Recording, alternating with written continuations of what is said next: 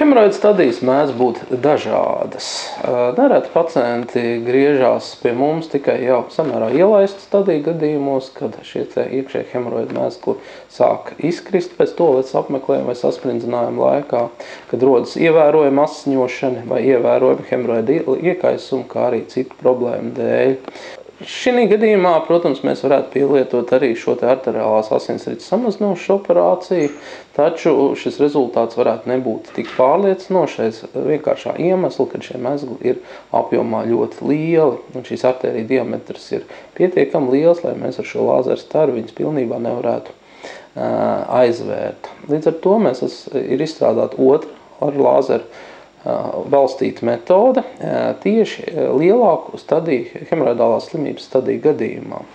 Metodes būtība ir ar lāzeru staru iedarboties nevis uz šiem hemoroidālo spinumu apasiņojošiem asinsvadiem, bet jau tieši uz pašu hemoroidālo mezglu, tātad uz šo pinumu.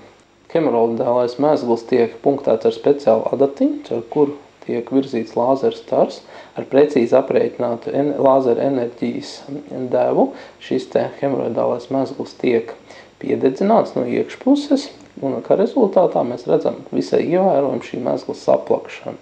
Veidojas rētaudi, kas šo hemoroidālo mezglu fiksē, tātad pasargā viņu no tālākas izkrišanas. Lāzera enerģija ir aprēķināta tā, lai neskārtu gan taisnās zarnas gļotādi no vienas puses, gan taisnās zarnas slēdzēju muskuli no otras puses, līdz ar ko metode ir samērā droša. Atšķirībā no iepriekšējās metodas, kas bija balstīta uz hemoroidālās apasiņošanas samazināšanu, šī metode, kur ir balstīta uz hemoroidālo mezglu piededzināšanu ar lāzeru palīdzību, nebūs tik nesāpīga kā iepriekšējā. Visticamāk, pacientam būs nepieciešama anestēzija, vai nu intravenozā, tā sauktā piemidzināšana, vai nu arī spinālā, tātad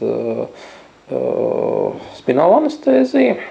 Un visticamāk, pēc operācijas pacientam būs nepieciešams vairākas stundas pavadīt stacionārā, lielākas stadiju gadījumos, vai arī, ja pacienti dzīvo tālāk no mūsu klīnikas, piedāvāsim pacientam tam nakšņošanu mūsu stacionārā.